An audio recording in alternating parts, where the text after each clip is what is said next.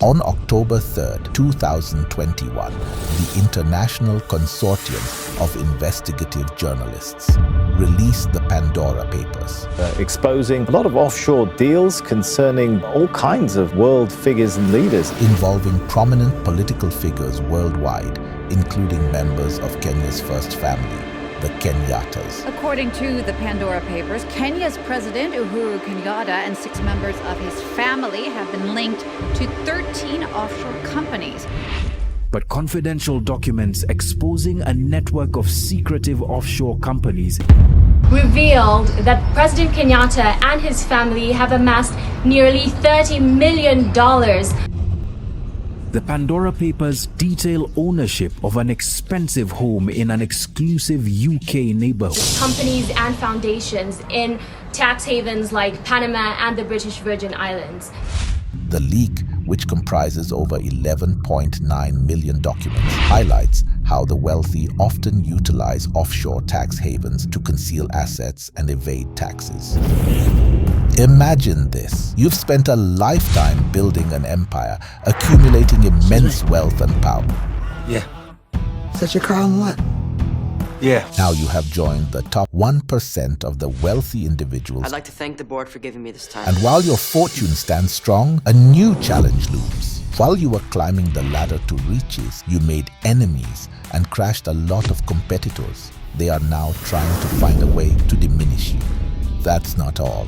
The government you enrich thinks that you should be punished the most, that you need to pay your fair share with their greedy progressive tax Revenue system. Authority has defended the introduction of minimum taxes that seek to collect a tax at the rate of 1% of the gross turnover on loss-making businesses. The more money you create, the more taxes you have to pay.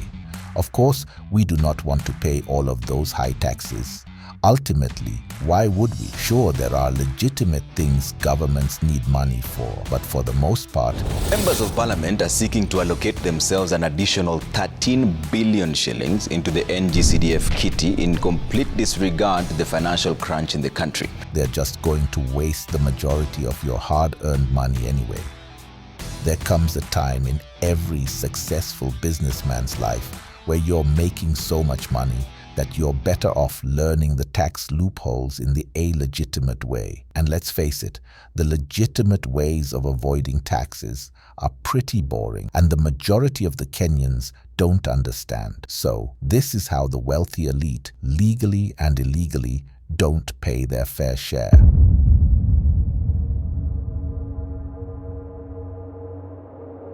We did find in our investigation a number of people who, appear to use this offshore system.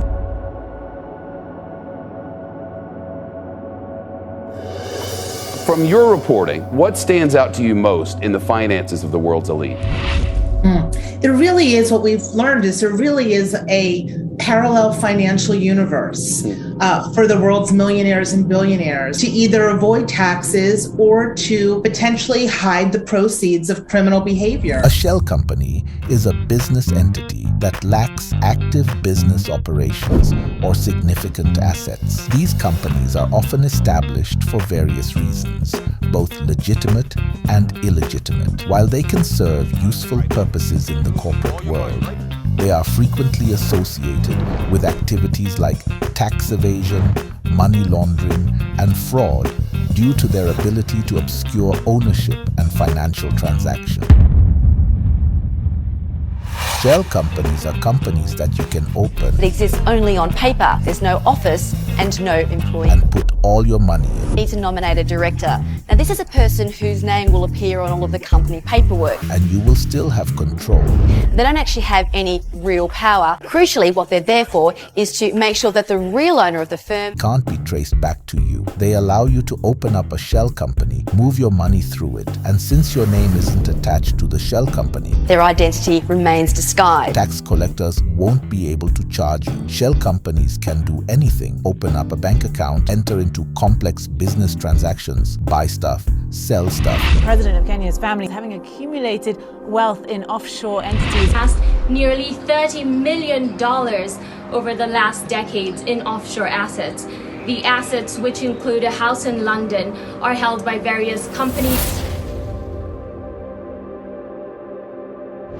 Tax havens are countries that offer individuals and businesses minimal or no tax liability. Some notable countries recognized as tax havens include like Panama and the British Virgin Islands, Cayman Islands, Bermuda, Luxembourg, Switzerland, Singapore, making them attractive for those seeking to reduce their tax burdens. These locations typically provide a combination of low tax rates, financial secrecy, and regulatory leniency, allowing users to legally or illegally avoid taxes in their home countries.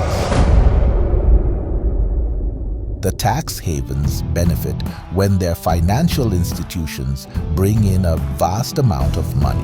That money is then invested for profit. Even the very low fees charged for offshore accounts add up nicely.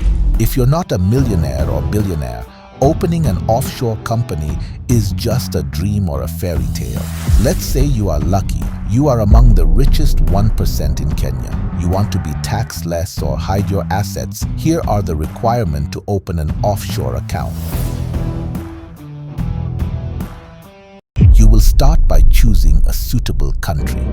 Research and select a country that aligns with your business goals, considering factors such as tax laws, political stability, and reputation. Secondly, appoint a registered agent. Engage a licensed registered agent in the chosen country who will assist with the incorporation process and ensure compliance with local regulations. Documentation requirements. Gather the necessary documents, which typically include identification documents, a certified copy of your passport or national ID, proof of address, recent utility bills or bank statements confirming your residential address. Business plan, a detailed description of the intended business activities. Decide on the type of company structure that suits your business needs. Holding offshore assets is not illegal, but for a family that's so entrenched in the country's political affairs.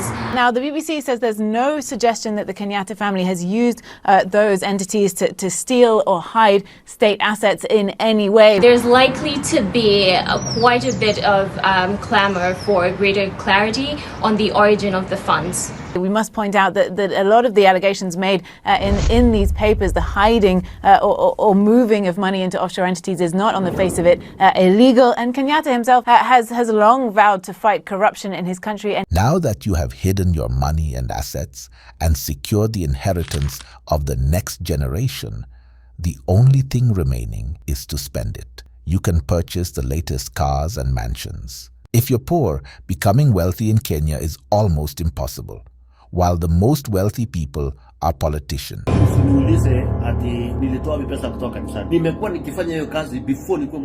did they get so much money, and why are so many Kenyans still poor and jobless? Many of these politicians own large businesses and large pieces of land and win government contracts, sometimes using their power to get even richer.